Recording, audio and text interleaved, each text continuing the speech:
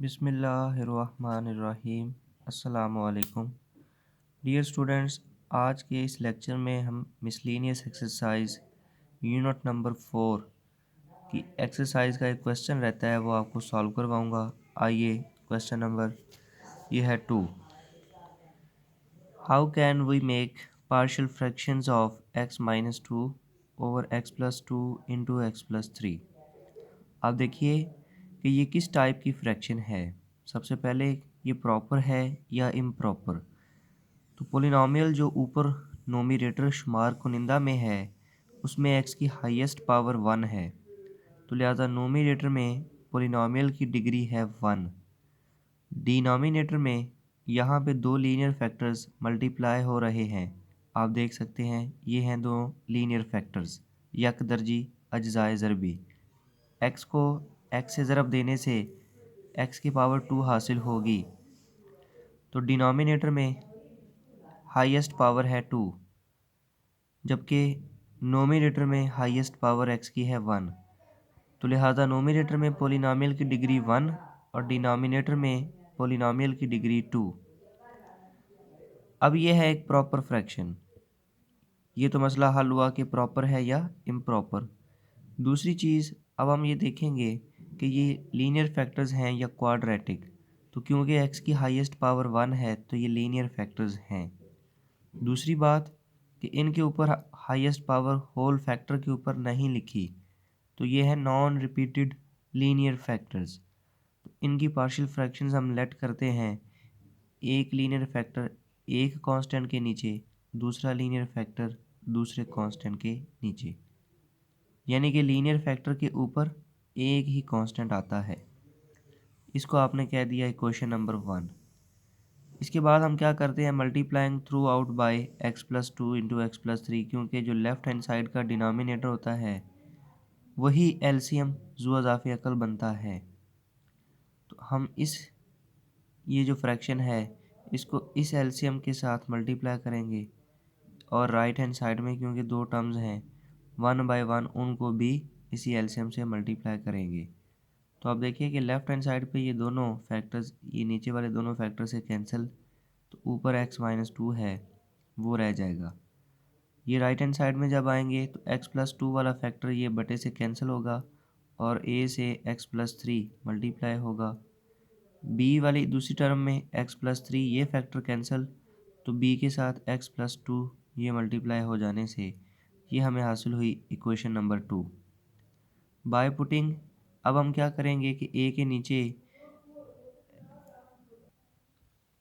अब ये a के साथ x प्लस 3 जो लीनियर फैक्टर है इसको हम इक्वल टू 0 लेते हैं। तो x इधर ही रखें, 3 जाके राइट हैंड साइड में माइनस, तो x की वैल्यू -3 हासिल हो गई। ये x की वैल्यू हम इक्वेशन नंबर 2 में पुट करेंगे x की जगह पे, जहाँ जहाँ लेफ़्ट और राइट साइड में x है। तो यहाँ पे लेफ़्ट हैंड साइड में x की जगह -3 और ये -2 वैसे ही आएगा। इस x की जगह पे भी हम -3 पुट करेंगे प्लस b इंटू इस x की जगह पे भी -3।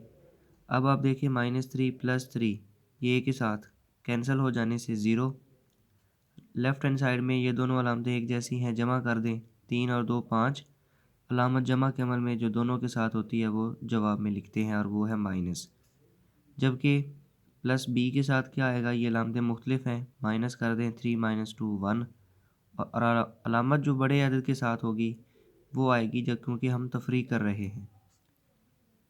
इस तरह ये 0 से मल्टीप्लाई होकर 0। अच्छा जी, माइनस बी, 1 b को -1 से ज़रब दें। अब ये राइट हैंड साइड में क्योंकि a तो 0 से मल्टीप्लाई हो गए 0 और b को -1 से ज़रब दें तो -b। इसी तरह लेफ़्ट हैंड साइड में -5 था, बाद में इनको आपस में चेंज कर दिया, तो इसको राइट हैंड साइड पे लिखा और -b को लेफ़्ट हैंड साइड पे। अब -1 से दोनों को ज़रब दे दें तो ये दोनों नेगेटिव हैं, तो दोनों ही पॉजिटिव हो जाएंगे। इस तरह b की वैल्यू 5 आपको मिल जाएगी। इसी तरह अब आप देखिए कि दूसरा लीनियर फैक्टर है x प्लस 2। इसको हम इक्वल टू 0 रखें तो x की वैल्यू हासिल हुई -2, क्योंकि ये 2 राइट हैंड साइड में जाकर नेगेटिव होगा। तो ये x की वैल्यू -2, इसको भी इक्वेशन 2 में जहाँ जहाँ x होगा उसकी जगह पे हम पुट कर देंगे। So by putting x is equal to -2 in equation 2 we get, तो ये देखिए x की जगह -2, इस x की जगह पे भी और इस x की जगह पे भी। तो ये b के साथ जो -2 + 2 है कैंसिल, तो यहाँ पे 0 आएगा और 0 से b को मल्टीप्लाई कर देंगे तो b ख़त्म हो जाएगा। अब बाकी देखें कि -2 और -2 -4 और 3 में से 2 माइनस करें 1, तो a को 1 से ज़रब देने से 1 ही आएगा और ये -4 राइट हैंड साइड में लिखने से a की वैल्यू -4 आपको मिलेगी। तो अब आपको a और b दोनों वैल्यूज़ जब मिल गई, दो ही कांस्टेंट थे, दोनों की वैल्यूज़ फाइंड हो गई।